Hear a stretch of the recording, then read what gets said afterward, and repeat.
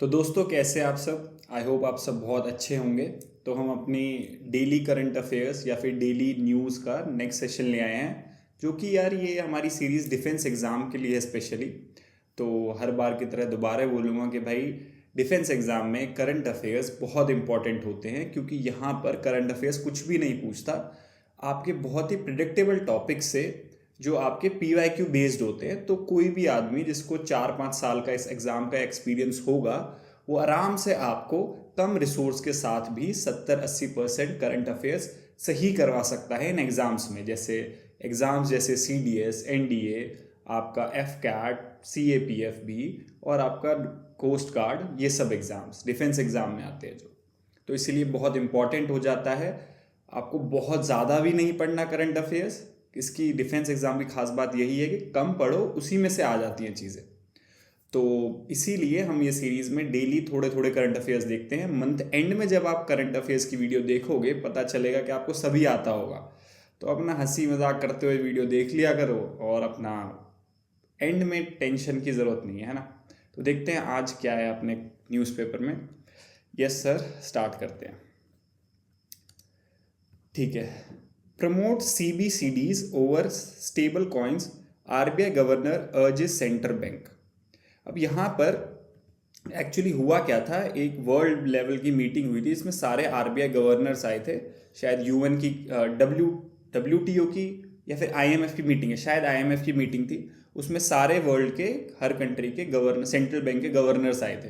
तो हमारे गवर्नर भी वहाँ गए, उन्होंने वहाँ पे CBDCs के बारे में बात करा कि CBDCs यूज़ करे जाने चाहिए। अब ये CBDCs, जिसको मैं बोल पा नहीं रहा हूँ भाई, होते क्या हैं? ये होते central bank digital coins, digital currency, sorry. अब ये सेंट्रल बैंक डिजिटल करेंसी, थोड़ा सा इसके बारे में पता होना चाहिए। वैसे तो ज़्यादा यार, इतनी मस्त माशाल्लाह राइटिंग है ना मेरी। ठीक है, डबल आ रही है। तो करेंसी ये हमारी, अब इसमें क्या अलग है, ये क्या कैसे अलग है, ये देखते हैं थोड़ा सा। अब ना यार, ये सेम ही मनी की तरह है। ये एक फिएट करेंसी है। फिएट करेंसी क्या होती है? जिसकी खुद की कोई वैल्यू नहीं होती। जैसे एक 10 रुपए का नोट है, 10 रुपए का नोट तभी तक 10 रुपए की वैल्यू रखता है जब तक सेंट्रल बैंक, जैसे कि RBI, उसकी गारंटी ले रहा है। नीचे नोट के नीचे लिखा होगा, हमेशा देखना, गारंटीड बाय दी RBI। तो गवर्नमेंट का ट्रस्ट है उस नोट के साथ। जिस दिन गवर्नमेंट का ट्रस्ट हट जाएगा, गिर जाएगी गवर्नमेंट, या फिर कुछ ऐसा डिजास्टर हो गया, तो पेपर की क्या कीमत है? वो तो कितने का है, 1 रुपए का भी नहीं होगा, है ना। तो अपने में खुद की कोई वैल्यू नहीं होती फिएट मनी की, बट गारंटर से वैल्यू बनती है इसकी। जो गारंटर है, गारंटर इस केस में क्या है? RBI, गवर्नमेंट, जिस पे हम भरोसा करते हैं कि हाँ ये चीज़ चलेगी ही चलेगी, तो वो होती है फिएट मनी। नो इंटरेस्टिक वैल्यू, क्या कर रहा है भाई? नो इंटरेस्टिक वैल्यू, जिसकी खुद की कोई वैल्यू नहीं है, और उसको गारंटी पीछे से प्रोवाइड करी जाती है, तभी उसकी वैल्यू बनती है। तो डिजिटल करेंसी भी सेम मनी की तरह ही है, बस डिजिटल फॉर्म में है। भाई ये बिटकॉइन और आपके क्रिप्टो करेंसी से अलग है। ये क्वेश्चन पूछ सकता है, बन सकता है, बना भी है पीछे, पूछा है इनके बारे में कि क्या होता है ये सिमिलर बिल्कुल उसकी तरह होते हैं, बट ये क्रिप्टो करेंसी नहीं है। क्या डिफरेंस है कि भाई क्रिप्टो करेंसी का तो कोई सेंट्रल बैंक होता ही नहीं, there is no central bank in cryptocurrency. But इसके अंदर होता है, सेंट्रल बैंक होता है जो इसको चलाता है करेंसी को। तो बस ज़्यादा कुछ नहीं कि भाई डिजिटल करेंसी है, जैसे रुपी डिजिटली आप ट्रांसफ़र कर रहे हो, है ना। जैसे कि UPI है, UPI तो एक तरह से आप अपनी मनी को ही ट्रांसफ़र कर रहे हो, पैसा एक अकाउंट से दूसरे अकाउंट में भेज रहे हो। डिजिटल करेंसी अपने में ही नई करेंसी है, बट वैल्यू वो रुपी की तरह रखती है। तो सेंट्रल बैंक है इसका, सेंट्रल अथॉरिटी है इसकी, जो कि क्रिप्टो करेंसी की नहीं है। क्रिप्टो करेंसी अब क्या होती है डिटेल में वो कभी और देखेंगे। तो एक चीज़ होती है सेंट्रल बैंक डिजिटल करेंसी, नाम से हमारी कंट्री में अलाउड है, चालू हो चुकी है, 2022 से ये चल रही है। होलसेल में प्लस रिटेल में चलती है, दोनों में। हर कंट्री के पास ज़्यादातर भी है, धीरे धीरे आ रही हैं ये, और फ्यूचर यही है। नोट के पैसे नहीं चलेंगे, डिजिटल करेंसी ही चलेगी। ठीक है सर, आगे बताइए। RBI में retain current cap for deposit insurance premiums. अब यार ये डिपॉजिट इंश्योरेंस प्रीमियम के बारे में थोड़ी सी बात करी गई है आज के एक आर्टिकल में, तो मेरे को लगा आपको थोड़ा सा इसके बारे में बता दूं। यार एक बात बताओ मुझे, आपने बैंक में पैसे जमा करे हुए हैं, अब बैंक कल को ठप हो जाता है, बैंक ने तो भाई अपना दिवाला घोषित कर दिया कि हम तो ठप हो गए, हमारे बस की नहीं रहा, तो आपको पैसे कौन देगा आपके जो बैंक में पैसे पड़े? तो एक एजेंसी है हमारी, उसको बोलते हैं DICGC, deposit insurance cooperation guarantee, deposit insurance credit guarantee cooperation, deposit insurance credit guarantee cooperation. ये एक आरबीआई की सब्सिडी है, ऐसे बनाता हूँ, ये एक आरबीआई की सब्सिडी है, आरबीआई के अंडर ही है ये भी क्वेश्चन आ सकता है क्या ये आरबीआई के अंडर होती है? हाँ, आरबीआई की सब्सिडी है, आरबीआई की एक सब ब्रांच है, लगा लो, मतलब आरबीआई की सब कंपनी है। तो ये क्या करती है, हर आदमी के बैंक में जितने भी पैसे हैं उनको डिपॉजिट, इनको इंश्योर करती है, कल को ये पैसे आपके गायब हो गए, नहीं, ऐसा नहीं है भाई, ये सिर्फ 5 लाख रुपए तक इंश्योर करती है कि अगर आपके बैंक में 5 लाख तक गायब हो गए या फिर कोई बैंक लुट गया या फिर बैंक खराब हो गया, तो ये देगा आपको 5 लाख रुपए। ये प्रीमियम भी लेती है, जैसे इंश्योरेंस वाले प्रीमियम लेते हैं, ये किससे प्रीमियम लेती है? आपसे नहीं, बैंक से प्रीमियम लेती है ये, है ना, बैंक से प्रीमियम लेती है। कुछ कितना प्रीमियम लेती है उसी के बारे में इस आर्टिकल में था कि अभी जो प्रीमियम चल रहा है, बैंक इसको 12 पैसा पर 100 रुपीज़ देते हैं, इतना पैसा बैंक इसको देते हैं, अब 12 पैसा पर 100 rupees in there, what do bank have as the deposit, वो इसको देते हैं। बट ये आपका सिर्फ 5 लाख इंश्योर करेगा, 5 लाख 1 रुपये भी हुआ, 10 लाख रुपए हुआ तो 5 मिल जाएगा, 5 नहीं मिलेगा। तो ये चीज़ें बहुत लोगों को नहीं पता थी, तो भाई ज़रूर डर के रहना चाहिए। बैंक, अब हम सोचते बैंक तो हमेशा के लिए सिक्योर है, 2008 की फाइनेंशियल क्राइसिस जब आए थे तो बहुत लंका लग गई थी लोगों की। यूएस के अंदर बैंक्स डूबे थे, बड़े बड़े बैंक्स डूबे थे, है ना, बहुत लोगों का पैसा डूबा था। केस करते रहो, बट लीगली तो यही है, 5 लाख आपके मिल जाएंगे, उसके ऊपर नहीं मिलेगा कुछ भी। अभी 5 लाख में आपका प्रिंसिपल अमाउंट भी है और इंटरेस्ट भी है। मान लो आपके 3 लाख पड़े थे, आपने 10 साल 20-25 साल की एफडी करी, 3-4 लाख रुपए थे, तो वो आपके 5-6 लाख रुपए हो गए, तो आपको पूरा 5 लाख मिलेगा। जब तक 5 तो प्रिंसिपल, और ऐसा नहीं कि सिर्फ 3 लाख जमा करे थे तो 3 लाख ही, 5 लाख के अंदर प्रिंसिपल और इंटरेस्ट दोनों मिलता है। तो ये चीज़ आपको पता थोड़ी होनी चाहिए थी कि एक एजेंसी ऐसी भी होती है। पता है तो बहुत बढ़िया, रिवाइज हो गया, नहीं पता तो जान लिया। DICGC, deposit insurance credit guarantee commission.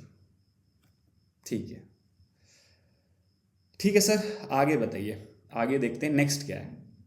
हाँ, एक चीज़ और बतानी थी इसके बारे में कि हर किसी का डिपॉजिट कवर करती है वैसे तो एजेंसी, बट कुछ का नहीं करती, कुछ टाइप के डिपॉजिट ये कवर नहीं करती। जैसे कि फॉरेन गवर्नमेंट अगर कोई डिपॉजिट करवा रही है हमारे बैंक में, उसको कवर नहीं करेगी।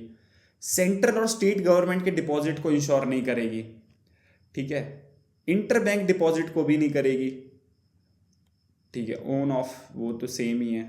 डिपॉजिट आउटसाइड इंडिया, मतलब SBI की कोई ब्रांच बाहर है, आपने बाहर उसी ब्रांच में डिपॉजिट करवाया है तो उसको इंश्योर नहीं करेगा। या फिर आपने किसी और बैंक में करवाया है, उसको भी नहीं करेगा, ऑब्वियसली उसको तो नहीं करेगा। NBFCs, अब NBFCs non banking financial companies होती हैं, एक तरह से ये बैंकिंग एक्ट के अंदर तो रहती हैं, बट ये कंपनीज एक्ट के अंदर रहती हैं, बैंकिंग एक्ट के अंदर नहीं रहती। They are companies not banks. ये पैसे तो प्रोवाइड करती हैं बट 100% बैंक की रेगुलेशन में नहीं है, तो DICGC भी इसको कवर नहीं करता। बैरियर सर्टिफिकेट बॉन्ड्स, आपको कोई बॉन्ड सर्टिफिकेट, वो भी क्या होता है आगे देखेंगे हम कभी, उनको भी कवर नहीं करता। तो मेनली गवर्नमेंट के ट्रांजैक्शंस कवर नहीं करती और अपने कंट्री से बाहर डिपॉजिट्स कवर नहीं करती। ये सब चीज़ें पता है तो बहुत बढ़िया। Next, decoding supreme courts order allowing green crackers. अब कल परसों की बात है शायद, जब सुप्रीम कोर्ट ने बोला था हाँ ग्रीन क्रैकर्स इस बार करके देखते हैं, कुछ 2-3 घंटे के लिए अलाउ। हालांकि जब बैन भी थे तो लोग बहुत पटाखे जलाते हैं, मतलब शायद यार इतना तो है, गवर्नमेंट इस चीज़ को सीरियस नहीं लेती, इम्प्लीमेंटेशन नहीं करवाती, शायद जानबूझ के, शायद क्यों, क्रैकर्स तो नहीं रुकते। तो इस बार सुप्रीम कोर्ट ने देखा है कि ग्रीन क्रैकर्स अलाउ करके देखते हैं। चलेंगे तो सब भी, बट हम देख लेते हैं क्रैकर्स के अंदर, नॉर्मल क्रैकर्स के अंदर मेन कॉन्स्टिट्यूएंट क्या होता है? Potassium nitrate. Potassium nitrate. अब ये पोटेशियम नाइट्रेट क्या होता है? इसे गन पाउडर बोलते हैं, बारूद। पुरानी मूवी में बोलते थे ना बारूद, क्या था कैरेक्टर का भी नाम था एक, बारूद, gun powder. Potassium nitrate main constituent होता है, मेन चीज जो यूज होती है पटाखों में ये होता है। प्रॉब्लम क्या है? पटाखे पॉल्यूशन करते हैं। क्या क्या तरह के पॉल्यूशन होता है पटाखों में? आपका सल्फेट्स होंगे, sulphur dioxide, nitrogen dioxide, carbon monoxide होगा, मच्छर भाई, PM 2.5, particle matter 2.5, particle matter 10। ये जो मेन पॉल्यूटेंट्स होते हैं, ये दिक्कत है। और भी पॉल्यूटेंट क्या होते हैं जो भाई आपका रिमेनिंग चीज़ें बच जाती हैं, वो पॉल्यूशन और है। साउंड पॉल्यूशन बहुत ज़्यादा होता है ना। तो इन सब चीज़ों से कंसर्न रहते हैं। और जो पटाखों के अंदर कलर यूज़ होते हैं, जैसे कोई किसी में हरा कलर निकल रहा है, किसी में कुछ कलर निकल रहा है, वो भी बहुत हार्मफुल केमिकल्स होते हैं, हैवी मेटल्स होते हैं, हार्मफुल हैवी मेटल्स। तो इतना पता रहेगा, सही है आपके लिए। और जो कलर होते हैं वो हार्मफुल हैवी मेटल्स होते हैं, आप खुद देख सकते हैं, कहीं भी सर्च कर लीजिए, है ना। ठीक है, इतना पता है, बहुत है। अब ग्रीन पटाखे क्या भाई, ऐसा क्या कर रहे हैं ग्रीन पटाखे? देखते हैं भाई ग्रीन पटाखों में क्या डिफरेंट है कि भाई उनके अंदर ना ये पोटेशियम नाइट्रेट यूज नहीं होता। पोटेशियम नाइट्रेट यूज नहीं होता उनके अंदर, इसी का एक ऑर्गेनिक तरीके से यूज होता है। उससे क्या होता है, जो पॉल्यूशन मैंने गिनवाए हैं जितने भी, वो कितना 30 से 40% तक कम हो जाता है, ये फायदा है। और उसके अंदर हैवी मेटल्स भी नहीं होते। जो हैवी मेटल्स की मैंने बात करी थी वो भी बहुत ना के बराबर होते हैं। वो कलर वगैरह पटाखों में जो दिखते हैं ना, उन हैवी मेटल्स की वजह से। तो ये डिफरेंस है, हालांकि बहुत बड़ा डिफरेंस नहीं है, बट सिग्निफिकेंट डिफरेंस है, काफ़ी डिफरेंस है। ठीक है सर। अब ये पटाखे ग्रीन क्रैकर्स किसने बनाए हैं, ये भी एक बार अगर आपको पता हो तो, हमारे बनाए CSIR रिसर्च इंस्टीट्यूट है, इंडिया का बहुत प्रीमियम रिसर्च इंस्टीट्यूट, और नेरी NEERI। मेरे ऊपर आ गया क्या, ये आई आ गया शायद, आई नीचे लिखता, NEERI, है ना। ये जो नेरी है, national environmental engineering research institute, इसने, और CSIR ने साइंटिफिक एंड इंडस्ट्रियल रिसर्च, ठीक है, सी क्या था पता नहीं भाई, ठीक है, साइंटिफिक एंड इंडस्ट्रियल रिसर्च का इंस्टीट्यूट है ये, और नेरी ने इन्वायरमेंटल इंजीनियरिंग इंस्टीट्यूट, इन दोनों ने मिलके बनाए हैं। ठीक है सर। आगे कुछ भी नहीं है भाई। तो आज की न्यूज़ यार यही सब थी। मैं कोशिश यही करता हूँ इंपॉर्टेंट न्यूज़, कम टाइम में अच्छा कंटेंट, ठीक है। तो नहीं तो डेली देखने का फ़ायदा क्या है, मैं 2-2 घंटे का न्यूज़पेपर वो बना रहा हूँ। सिर्फ डिफेंस रिलेटेड, डिफेंस स्पेसिफिक आपके लिए वीडियोज़ है। UPSC लेवल नहीं पढ़ना, कोई और एग्ज़ाम लेवल नहीं पढ़ना, ये बहुत है आपके लिए, और यही मस्ट है, मैं तो ये कहूँगा। तो दोस्तों इनको डेली देखिए, डेली देखोगे तो पता चलेगा, टॉपिक्स रिपीट हो रहे हैं, रिवीजन और अच्छा हो रहा है। मैप्स भी हम देखते हैं इसके अंदर डेली, जो मैप का रिलेटेड जो भी होता है वो बहुत पूछा जाता है डिफेंस एग्जाम में। तो आई होप आपको ये सब अच्छा लग रहा है। कमेंट करो अगर कुछ सजेशंस वगैरह देनी है, या फिर कोई नई चीज़, कोई नई तरीके की वीडियो लानी है, कोई नए टॉपिक पे वीडियो लानी है ना। और इसकी PDF के लिए भाई आप टेलीग्राम चैनल देखो मेरा, मैंने लिंक नीचे दे दिया। ओके गाइज, कल मिलते हैं। हाँ कल सैटरडे, कल संडे का तो मैं नहीं बनाया करूँगा, है ना। कल मिलते हैं भाई।